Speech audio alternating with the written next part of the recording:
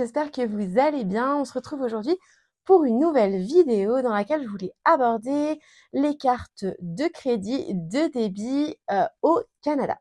Pour ceux qui ne me connaissent pas, je m'appelle Claire, j'habite au Québec depuis 2024. Je suis aussi l'auteure d'un livre qui s'appelle Bienvenue au Québec et qui accompagne les nouveaux immigrants ici, notamment dans les démarches juste avant d'arriver, les premières démarches à l'immigration, puis de la vie quotidienne, et ensuite tout ce qui concerne votre vie au Québec, donc la retraite, les garderies, etc.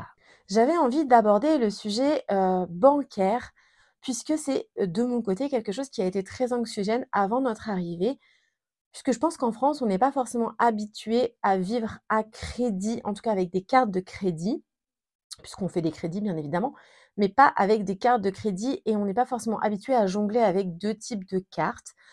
Pour moi, c'est quelque chose qui était vraiment, très anxiogène et je me demandais comment c'était possible qu'on arrive à gérer, qu'on n'oublie pas de rembourser et cetera. Donc je voulais faire avec vous un petit point sur la carte de débit, la carte de crédit et plus globalement le, score de crédit, en quoi c'est important de le bâtir quand on arrive au Canada. Je parle vraiment dans le pays entier pour le coup, puisque c'est pareil quelle que soit votre province. En quoi c'est important, dans quel cas, il est consulté et comment l'améliorer. En tout cas, des petites infos qu'on m'a transmises, que ce soit par la banque ou les infos que j'ai pu récupérer d'immigrés qui sont là depuis longtemps. Première chose, c'est la carte de débit. Donc c'est une carte liée à votre compte bancaire, qui vous permet de payer des achats dans les magasins physiques, donc elle n'est pas valable dans tout ce qui est en ligne et en gros, vous, n'utilisez que l'argent réellement présent sur votre compte. Donc il n'est pas question de faire des dettes dans ce cas-là, c'est l'équivalent d'une carte classique en France à débit immédiat, en fait.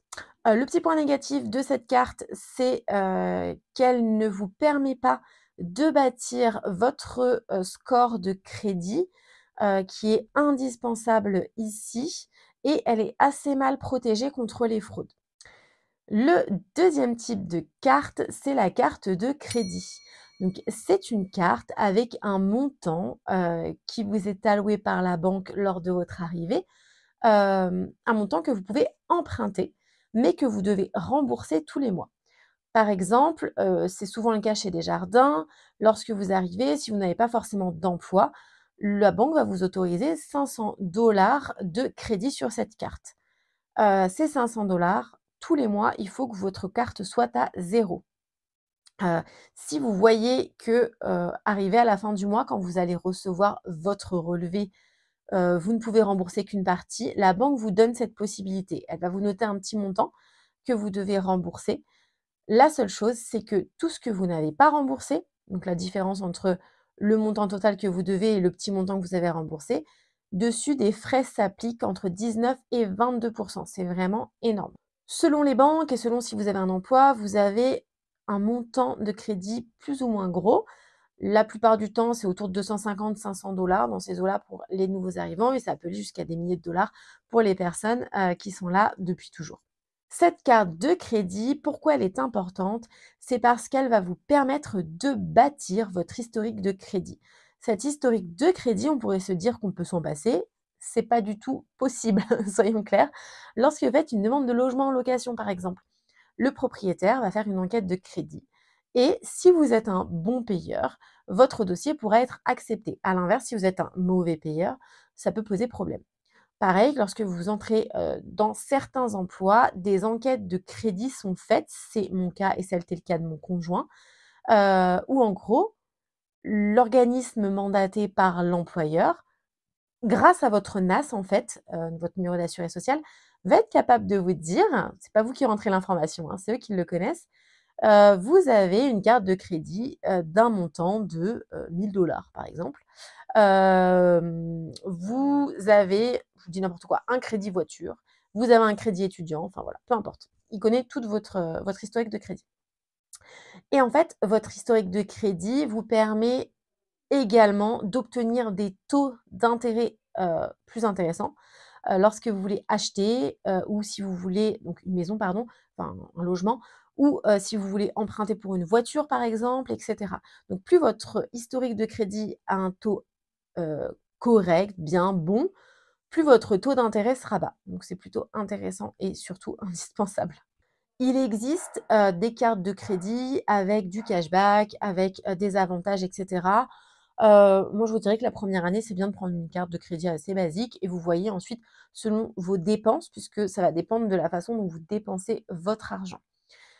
Autre chose, si votre carte de débit est reliée à votre compte directement comme en France, votre carte de crédit n'est pas forcément liée à votre compte bancaire. C'est-à-dire que vous pouvez avoir une carte de crédit dans un établissement qui n'a rien à voir avec votre, établissement bancaire.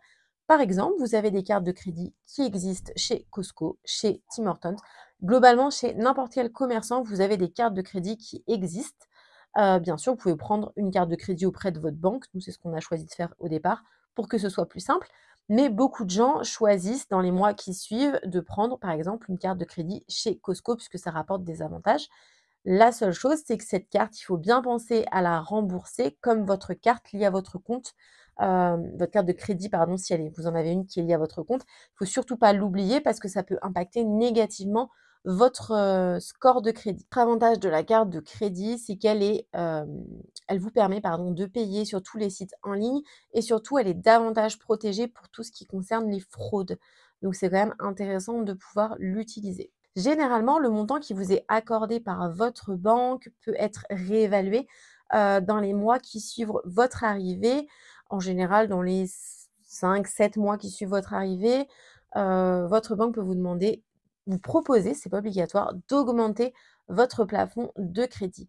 Ce qui peut être intéressant puisque, ce qui est très, très souvent recommandé par les banques, c'est de n'utiliser que 30 du montant de crédit qui vous est alloué. Par exemple, vous avez un montant de 1 500 que vous pouvez, utiliser. Les banques vous recommandent dès que vous avez atteint les 500 donc les 30 premiers pourcents, de rembourser et de redépenser et de rembourser et exceptionnellement d'aller au-delà de ces 500 C'est pour ça que quand vous arrivez avec un crédit, peut-être à 500 par mois, vous allez voir que vous êtes vite bloqué. Tous les grosso modo 200 vous devez rembourser, puis, repayer, rembourser, repayer et cetera. Donc c'est un petit peu embêtant au départ, voilà, c'est un petit exercice qui est un peu agaçant. Puis finalement on s'y fait et plus votre score sera élevé, plus, vous aurez une marge importante et vous n'aurez pas besoin de rembourser, systématiquement.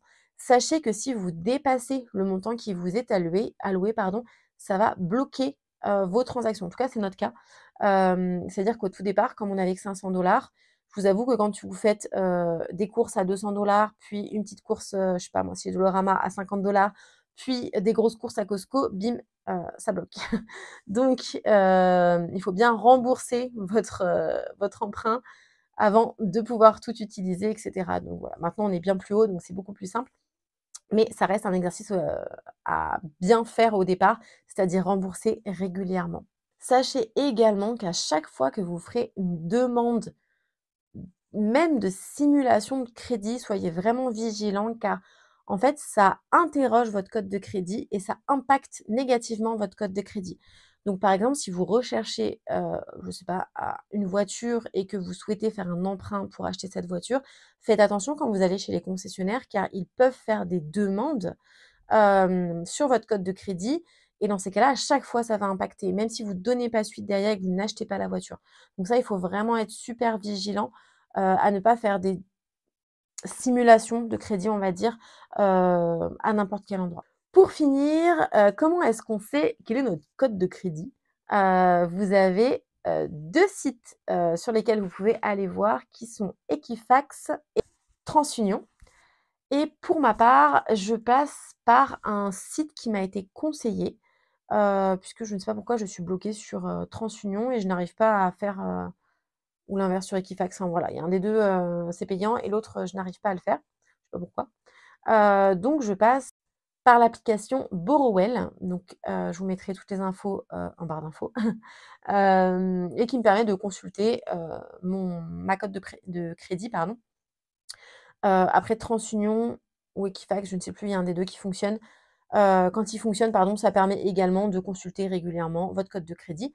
Mon conjoint, puisque nous n'avons pas la même banque, lui peut consulter directement dans son application bancaire via TransUnion. Donc ça, c'est quand même super pratique. Et dernière petite info, pour vous donner un ordre d'idée, la cote de crédit en général, elle est, comprise entre 300 et 900 points.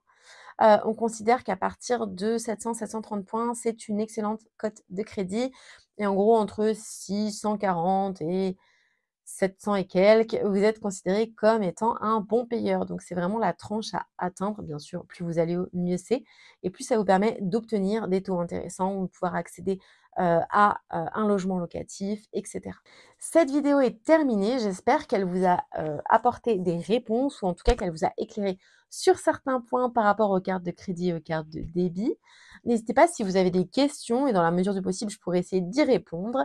N'hésitez pas non plus à vous abonner. Une fois par semaine, je fais une vidéo qui concerne, davantage la vie quotidienne et le vendredi, je sors une vidéo thématique sur, voilà, des sujets variés. J'espère en tout cas que vous avez passé un bon moment avec moi et je vous dis à bientôt. Bye.